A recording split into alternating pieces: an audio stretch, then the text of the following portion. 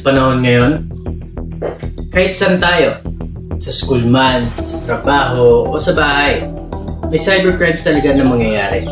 Kaya kailangan natin alam ang mga palatandaan.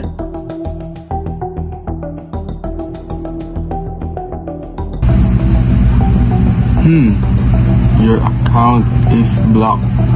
Click link to verify. Legit ba to? Hindi. Una sa lahat, hindi sila basta-basta magpapadala ng ganito. Pangalawa, weird yung link. So delete agad. No click, no risk. Yes, finally, dumating yung 199 na nabili kong airpods.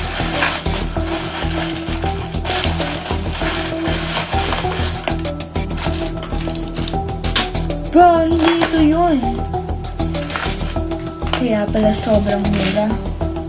Next time, check seller's name at reviews muna. Hindi lahat ng sale legit.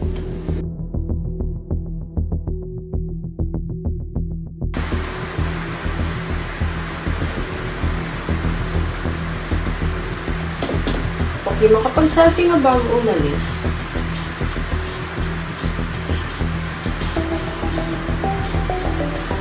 Let's check. Hala! Ba't kita yung ID ko? Pag pinost ko to, pwede na nilang gayahin yung identity ko online. Simpleng selfie lang yan.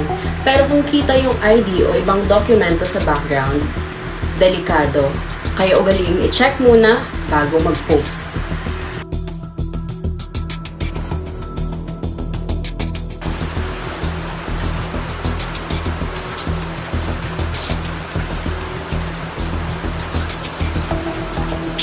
Ha? Bakit may nagre-reklamo na humingi daw ako ng load? Hindi naman ako nag-message kanina.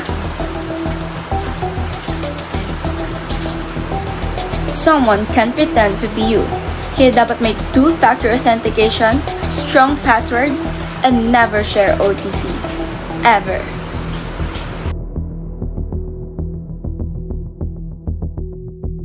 Kahit nasa bahay ka lang, exposed ka pa rin sa cybercrimes na nangyayari sa buong bansa. Pero kung alam mo ang palatandaan, safe ka. Sa bawat pindot, may kaakibat na panganib. Pero may kapangyarihan ka ring umiwas. Phishing, scams, identity theft, impersonation, lahat yan nangyayari ngayon. At kahit sino ay pwedeng mabiktima.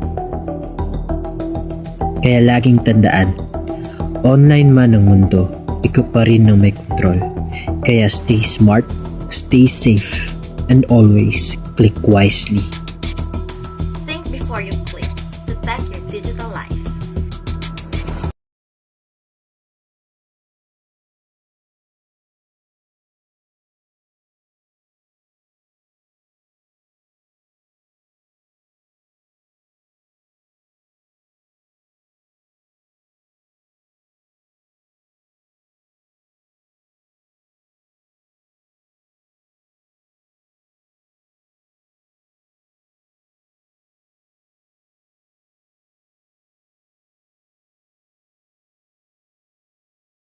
Think before you click.